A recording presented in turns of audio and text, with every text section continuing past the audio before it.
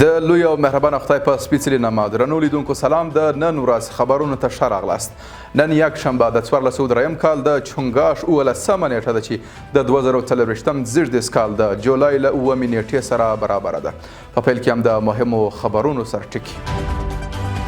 له یو شمېر علماو، قومي مخورو او د اداراتو له مسؤلینو سره د ریاست الوزرا د سیاسي مرستیال غونډه خلکو د اسلامي نظام د ټینګښت لپاره قربانۍ ورکړې دي.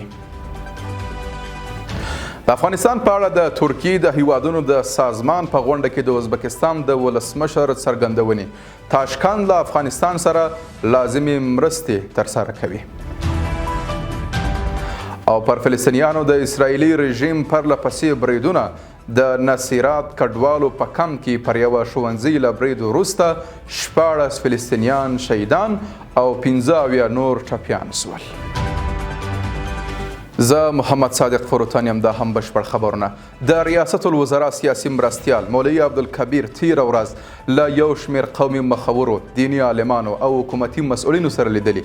په دې لیدنه کې قومي مشرانو، عالمانو او مسؤلینو ویلي چې هیوادوال د اسلامي امارت له پالیسیو او چلند خوښتي او زیاته کړې ده چې لکه څرنګه چې ولسونو د اسلامي نظام د ټینګښت لپاره قرباني ورکړي، د دې نظام د پایښت لپاره تر هغې لا زیاتو قربانیو ته چمتو دي.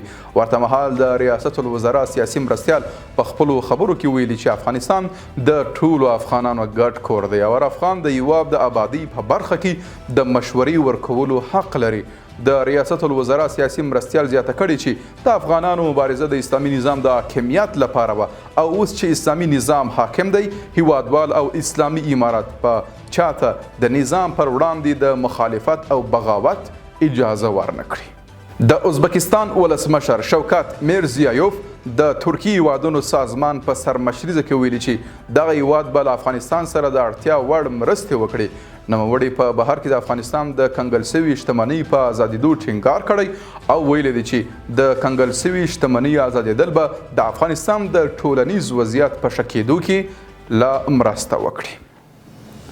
او په یو بل اقتصادي خبر کې د کونړ ولایت یو شمېر سوداګر وایي چې د څه باندې 1 میلیونه افغانیو په ارزښت یې د پاکستان له لارې هند ته 8000 ټنه پیاز صادر کړي. له بلې خوا د یاد ولایت سیمیز مسؤلین سوداګرو ته د بشپړې همکارۍ او لازمو اسانتیاو برابرولو ډاډ ورکړی. دا په داسې حال کې ده چې د اسلامي امارت له بیا واکمنېدو وروسته له افغانستان څخه بهرنیو هیوادونو ته د صادراتو کچه ورځ تر بلې مخ پر زیاتېدو ده. او په پای کې د نړۍ څخه یو شمېر رسنیو د فلسطیني چارواکو له قوله خبر ورکړی چې د غزې په نصیرات بېځایه سوي مشغالې کې پر یوه ښوونځي د اسرائیلو د هوایي برید له امله 14 تنه شهیدان سوي او 15 نور ټپیان دي. د چارواکو په وینا دا 4م ځل دی چې اسرائیلي اشغالګر پر دغه ښوونځي برید کوي. فلسطیني بېځایه سویو ته د ملګرو ملتونو د مرستې رسونې او کار پیدا کولو سازمان یا انروا وایي چې اسرائیلي اشغالګرو پر غزې د بریدونو له پیل راهیسې د نصیرات بېځایه سویو مشغالې پر 19 ښوونځیو هوایي بریدونه کړي دي. قدرمنو لیدونکو له ملتیا مننه. تاسو کولی شئ د عروج څېړنیزې او خپرندویي ادارې بېلابېلې خپرونې د دې ادارې د سوشل میډیا له طریقه وګورئ. تر بیا ښه وخت او ښې چارې.